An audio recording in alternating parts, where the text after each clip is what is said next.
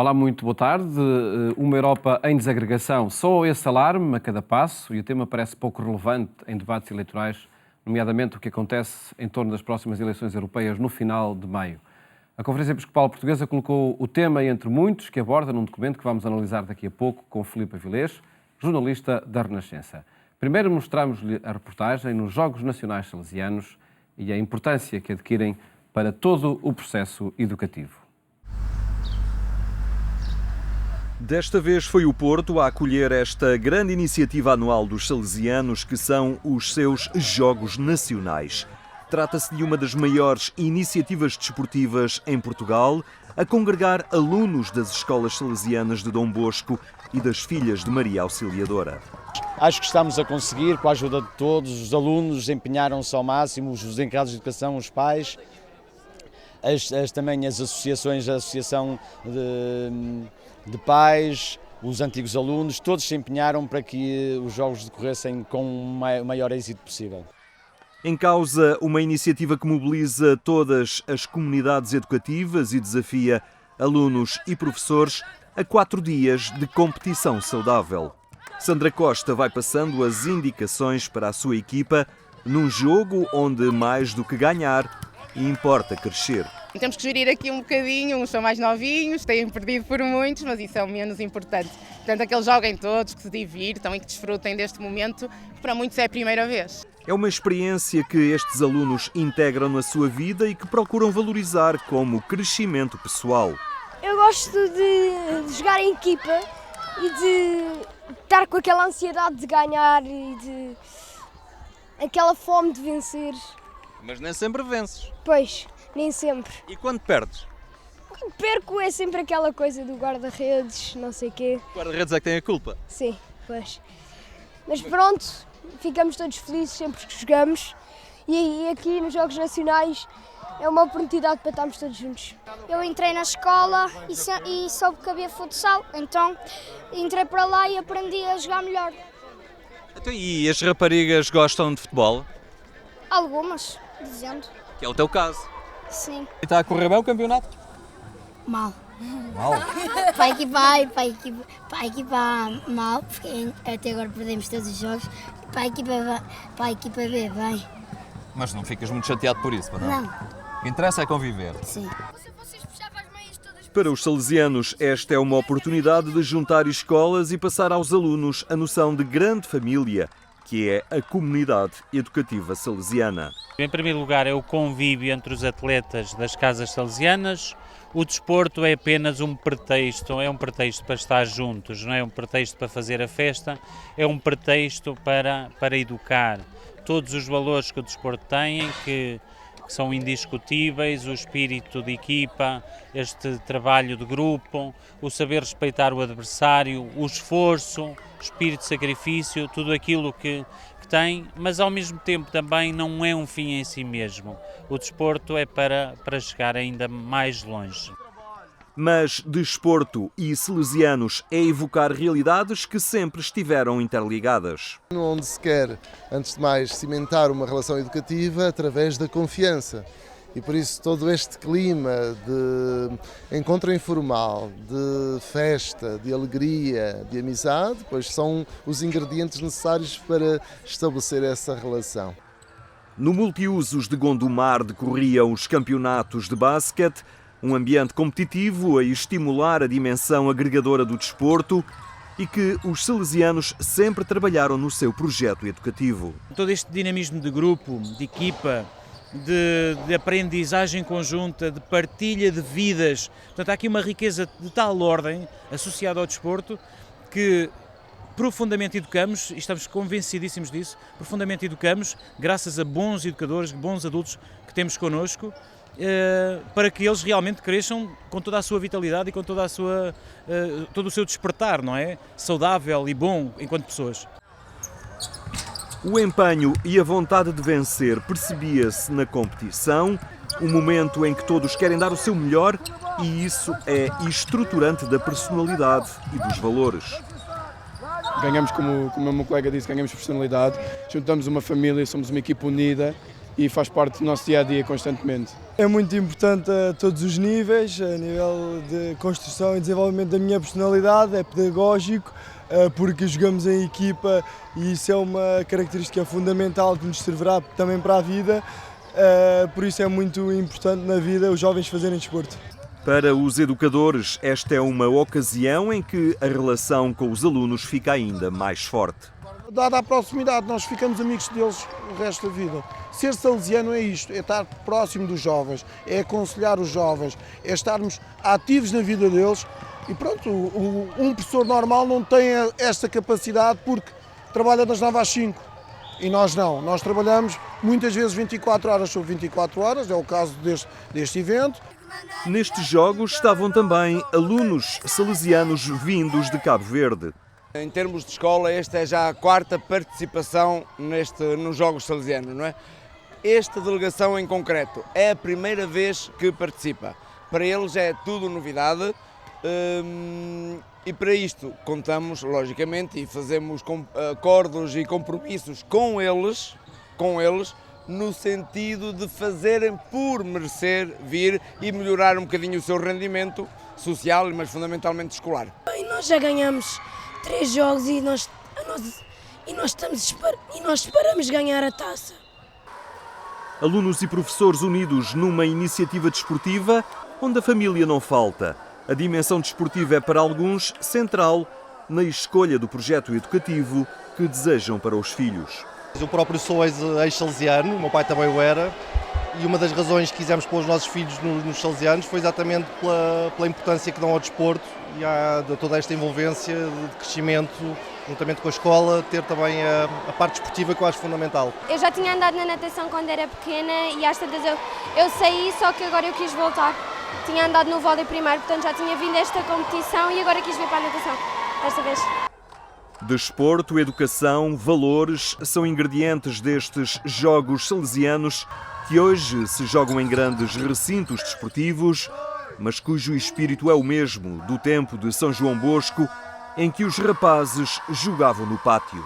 O pátio é um sítio privilegiado onde se podem conhecer melhor os jovens, pela maneira como se relacionam, pela maneira como estão, porque no pátio está-se à vontade, mostramos melhor o que somos e é ali também onde é mais fácil chegar ao coração dos jovens. E é esse o objetivo destes jogos e do projeto educativo salesiano, chegar ao coração dos jovens. A reportagem da Eclésia nos Jogos Nacionais Salesianos e agora mostramos-lhe o videoclipe realizado para a Semana de Oração pelas Vocações que está em curso. A letra é do padre João Aguiar Campos, a composição musical de Diogo Zão.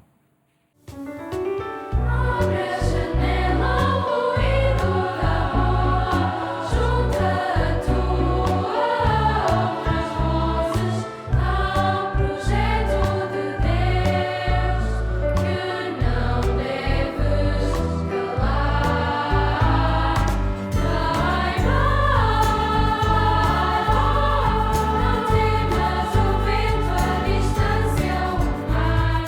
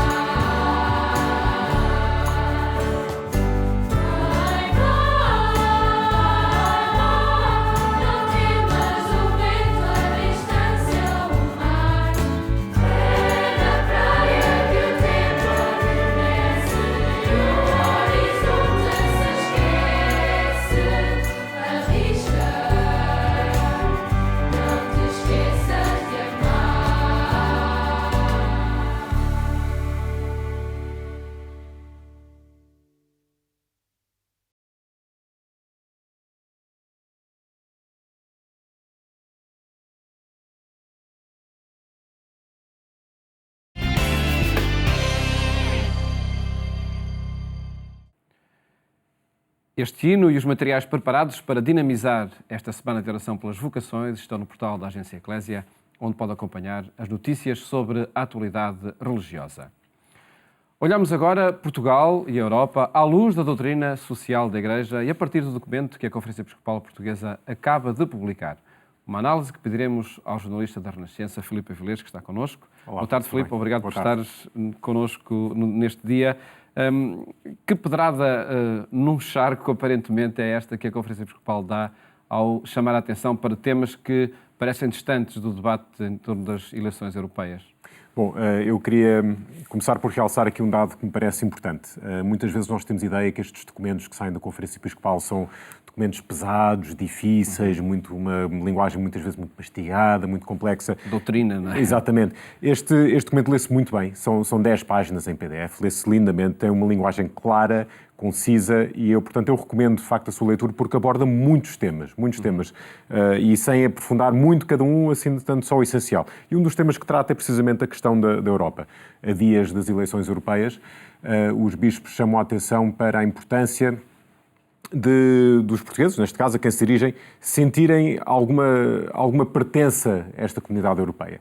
E dizem mesmo que há por isso que fomentar o sentimento de pertença a uma verdadeira comunidade que, sem substituir o da pertença à comunidade nacional, tenha com ele alguma semelhança. E sublinham, sobretudo, as raízes cristãs, isto é uma longa batalha da Igreja Católica na Europa, as raízes cristãs que estão na base da União Europeia. Penso que, se calhar, valeria a pena alguma reflexão porque é que as pessoas, de facto, nem sempre sentem esta ligação à União Europeia. E é uma reflexão que a Igreja pode fazer, tem que ser a própria União Europeia a fazer, porque é que há tanta abstenção, porque, de facto, se calhar as pessoas não têm este sentimento de pertença e isso é um trabalho que merece ser refletido. E, para além da abstenção, há também acontecimentos que parecem colocar em causa o próprio projeto da União Europeia, como o Brexit na Inglaterra, como nacionalismos crescentes ou discursos nacionalistas. O lento e demorado Brexit, exatamente. Não sabemos como é que isso vai acabar, mas é um processo que tem posto em questão todo este projeto europeu e o seu rumo. E há muitas pessoas, quer dizer, obviamente há eurocéticos, há pessoas que são francamente contra a União Europeia, há pessoas que são muito a favor, e depois penso que haverá uma grande massa cinzenta que simplesmente não é contra a União Europeia, mas desconfia de um projeto mais federal. E eu acho que, às vezes, essas é que são as pessoas esquecidas no meio disto tudo. Mas há riscos. Os bispos chamam a atenção com alguma coragem para o crescimento europeu, e o crescimento destes nacionalismos, que eles chamam nacionalismos de exclusão. É importante distinguir entre patriotismo, que pode ser saudável, e nacionalismo, que, como eles dizem, de exclusão, que parte do princípio que só se pode preservar a identidade própria, excluindo todas as outras. E eles colocam o dedo na ferida ao dizer que isto não é só uma coisa que não é muito simpática, não é só uma coisa que é chata, é uma coisa que vai contra o cristianismo. Eles dizem, de facto, que isso, porém, não sirva para excluir da Europa pessoas de outras culturas e religiões, pois estaria simplesmente em clara contradição com a mensagem cristã. Isto é um ponto muito importante. Nós ouvimos falar desta questão dos imigrantes, dos refugiados, muitas vezes do ponto de vista de segurança, de recursos económicos. Há aqui uma questão de dignidade humana e todo este documento está centrado à volta da questão da dignidade inerente a todos os seres humanos. Estas pessoas são pessoas, não são números, não são dados estatísticos e, portanto, merecem a nossa atenção e o nosso cuidado. No documento e a respeito da Europa, a Conferência Episcopal introduz também o elemento religioso, chamando a atenção para focos de antissemitismo, de islamofobia, ligando também a ideologias como neonazismos, etc. E esse é um perigo crescente também para o qual é preciso um alerta permanente? É um perigo. O antissemitismo é um mal que parece que volta ciclicamente, não só na Europa, em várias partes do mundo. Não é um problema de direita ou de esquerda, já é fácil ver isso também. E a questão da islamofobia, os bispos dizem até de uma forma interessante que ela é causa e efeito, portanto há aqui um ciclo vicioso de muitas vezes acontecimentos de eventos terroristas. Portanto, o facto de existir uma crescente retórica anti-muçulmana acaba por alimentar um ressentimento de muitos grupos extremistas muçulmanos contra o Ocidente e depois, quanto mais há esse extremismo, mais se alimenta a islamofobia. Portanto, há aqui um ciclo vicioso que é preciso quebrar. Portugal é um bom exemplo nesse sentido. Aliás, um um exemplo contrário. Nós temos uma comunidade islâmica que está perfeitamente integrada, que diz abertamente aos seus líderes que Portugal é um paraíso da convivência interreligiosa, e penso que o resto da Europa faria bem olhar para nós e a forma como a nossa comunidade muçulmana vive tão bem integrada em Portugal. E que relevância têm os gestos do Papa Francisco visitando territórios onde o cristianismo é uma minoria, como aconteceu agora na Bulgária, não é? O catolicismo é uma minoria, sim. O cristianismo é maioritário, mas o catolicismo é minoritário. É um padrão que o Papa tem seguido desde o início do seu pontificado. Portanto, isto é de facto ir às periferias. As periferias às vezes são dentro da Europa cristã, mas onde os católicos são minoritários. Porquê é que ele vai à Bulgária? Porque é que ele vai à Macedónia, onde é evidente que há aqui uma ligação com a Madre Teresa de Calcutá. É interessantíssima esta evocação que ele faz dela, esta memória que ele faz dela. Eu notei ontem com interesse curioso, anteontem, quando o Papa esteve na Macedónia, ele visita e evoca a Madre Teresa, que foi uma pessoa que fez tanto pela dignificação dos pobres, no dia em que morre Jean Vanier, que foi alguém que fez tanto pela dignificação das pessoas com deficiência. Portanto, há aqui depois referiu também uma coincidência. No regresso a Roma, exatamente, a esse valor de Jean Vanier. Exatamente. Portanto, há aqui uma coincidência que é de realçar. Mas o Papa não é por acaso que ele vai a estes países e faz questão de referir sempre que vai lá, referir os refugiados, pedir coração aberto, espírito aberto para receber estas pessoas, como seres humanos. Então também o diálogo ecuménico, nomeadamente com as igrejas ortodoxas. Sim. Isso é um diálogo complexo. Vimos isso na Bulgária. A Igreja Ortodoxa Búlgara não esteve presente no evento de diálogo interreligioso e ecuménico. Há aqui uma relação em que, neste momento, parece que é mais a Igreja Católica a estender a mão e vai ter que pacientemente esperar que as igrejas ortodoxas estejam dispostas a dar a mão. Há exceções, o Patriarca Ecuménico de Constantinopla é perfeitamente aberto ao diálogo ecuménico. Rússia, Bulgária, assim mais uns países são muito mais reticentes. É um jogo de paciência e de calma. Podemos recordar que a Igreja Católica já esteve durante muito tempo nessa posição, não querer abrir a mão, não querer estender a mão, por exemplo, a comunidades protestantes. Hoje a coisa é muito diferente. No espaço de décadas, muita coisa pode acontecer. São territórios, de facto, onde o cristianismo tem outras expressões, não é? Voltamos à Carta dos Bispos sobre Portugal e a Europa à luz da doutrina social da Igreja para falar mais de Portugal e 2 tópicos apenas. Um a respeito do desinvestimento na educação e saúde, para o qual os bispos deixam um alerta. Sim, chamou a atenção para isso. Voltamos à questão da dignidade, que é o fio condutor de todo este documento. Chamou a atenção para os grupos que podem estar mais marginalizados, a questão da saúde e a questão da educação. E dizem com muito interesse em relação à educação. Esta é uma batalha muito difícil em Portugal, porque todo o terreno está minado nesta questão da educação, mas eles dizem com muita coragem que esta é talvez a área em que existe menos subsidiariedade da parte do Estado. É preciso fazer mais para uma verdadeira educação livre, para ajudar as famílias a escolher de facto que educação é que querem para os seus filhos. E vale a pena ler este ponto porque a Igreja não poupa críticas aqui ao comportamento do Estado. E foi também um ponto sublinhado na conferência de imprensa final. Um outro ponto, diz respeito às leis laborais e à conciliação família-trabalho.